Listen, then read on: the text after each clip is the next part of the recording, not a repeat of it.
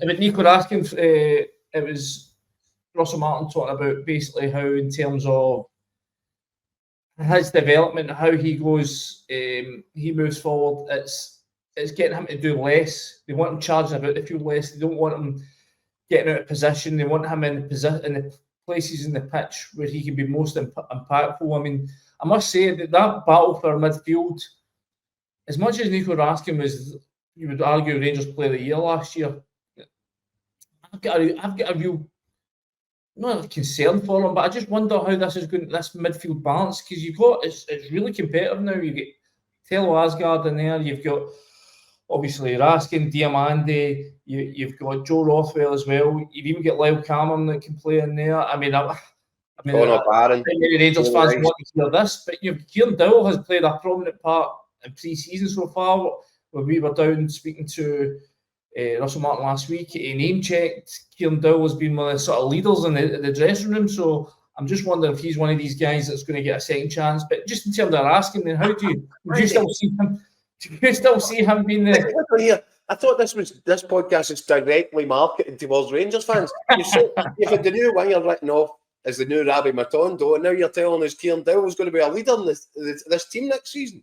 As I said before, do not shoot the messenger. These are what I've been told. This is what the Rangers manager himself is saying, is that he's a leader in the dressing room. He's somebody that's helped sort of get the new signings ingratiated. He's one of the louder voices in there. I mean, as you say, as I said, I don't think many Rangers fans are going to want to hear that. But just in terms of asking, would you be surprised to see him, perhaps lose that status in the midfield as being the main man? You always like when a new manager comes in, they always want to put their own stamp in the team. They might want their own recruits to be the sort of, the main men. Just like the pre-season, the footage I saw, the bit of training I watched. I mean, Joe Rothwell, somebody I think is going to be really central to these plans. And Asgard too, obviously, with the money they've spent on him.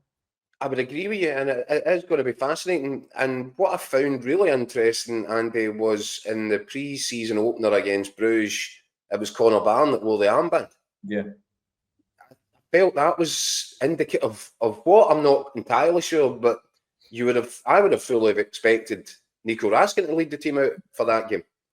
If James Tavernier was sitting on the bench, which he was. So I found that interesting, and it makes me think, I think they've got an issue with Raskin. And I think until such times as he commits to signing an extended contract, then his place in the squad is, Russell Martin may have to have an eye on what this squad looks like without him. Now, Russell Martin wouldn't need to be a footballing genius to look at last season and to identify that Raskin was by far and away Rangers' best player, certainly in midfield. So his managerial inclinations should be to build around him, 100%. But this is a new Rangers board who won't, or will try desperately not to make the same kind of mistakes as the previous Rangers board. And they've got a player here who has a real market value in Nico Raskin.